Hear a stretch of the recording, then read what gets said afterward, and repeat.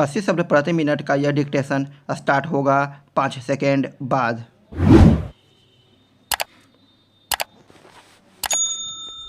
Start. खिड़की खोलते ही सूर्य का प्रकाश घर को प्रकाशित कर देता है।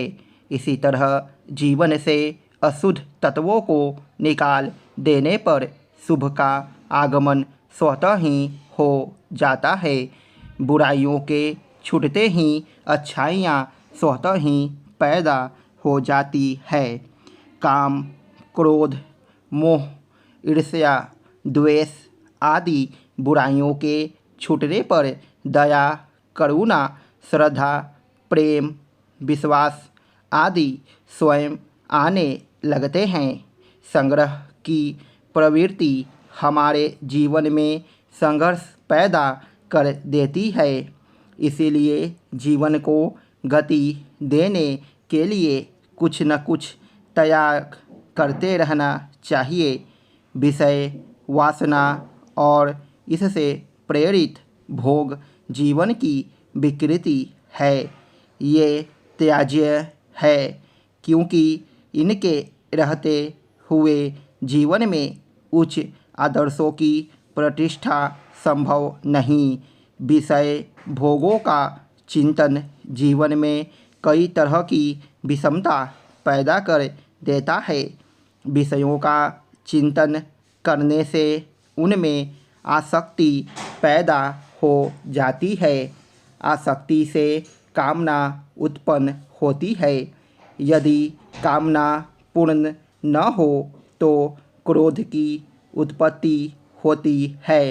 इस तरह विषयों के चिंतन मात्र से ही अनेकों मानसिक विकृतियाँ उत्पन्न हो जाती है और मनुष्य अपने श्रेय पथ से विचलित हो जाता है।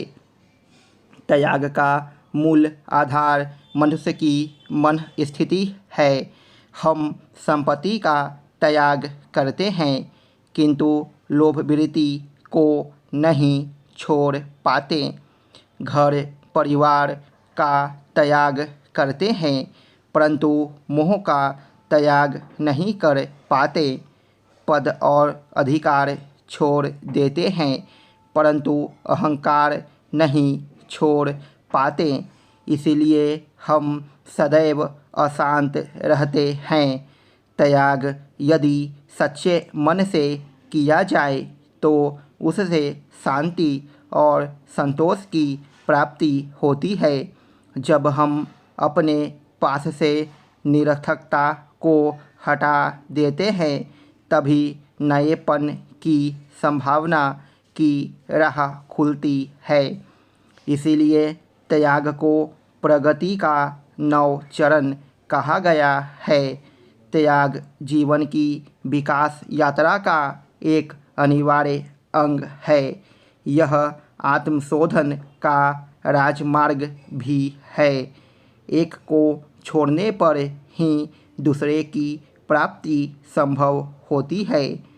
त्याग बिना उन्नति का मार्ग प्रशस्त नहीं होता। इसीलिए त्याग करना चाहिए मैं और मेरेपन का, ताकि हम परम सत्ता की अनुभूति कर सकें। अंतःकरण में सरलता का भाव आर्जवता कहलाता है। गीता में आर्जवता को प्रमुख दैवीय संपत्ति के रूप में स्वीकार किया गया है।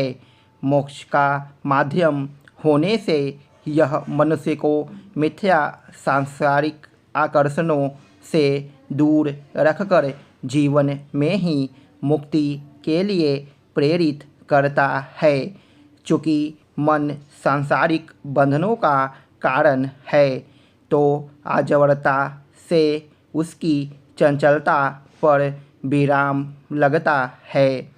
यद्यपि जीवन अत्यंत सरल है किंतु अनावश्यक महत्वाकांक्षाओं के कारण मानव इसे जटिल बना लेता है। फिर इसमें उलझकर वास्तविक सुख से वंचित रह जाता है। जीवन के उद्देश्य भी पीछे छूट जाते हैं, जिससे दुर्लभ मानव जीवन की सार्थकता ही समाप्त हो जाती है। जीवन में आर्जवता के प्रवेश से संतोष की प्रवृत्ति बढ़ जाती है। स्वार्थ व मोह कम होने से आवश्यकताएं सीमित हो जाती है। सद्गुणों के आने से जीवन मानवता के लिए समर्पित हो जाता है। वह सार्थक बनने की राह पर बढ़ने लगता है। गोस्वामी तुलसीदास जी ने निर्मल मन को परमात्मा की प्राप्ति का प्रमुख साधन माना है, तो संत कबीर ने अहंकार से मुक्ति को आर्जवता दोनों का एकमात्र उपाय है। इसके आने पर मन स्वतः निर्मल हो जाता है और अहंकार समाप्त हो जाता है। इसलिए आर्जवता मनुष्य को ईश्वर के समीप ले जाने वाला प्रमुख गुण है। इसके अभाव में कलुषित मन वाला मनुष्य समान प्रवाही जल में वक्र गति से चलने वाले रक्तशोधी जोंक की तरह हो जाता है, जो सदैव मानवता विरोधी कार्यों में संलग्न रहता है।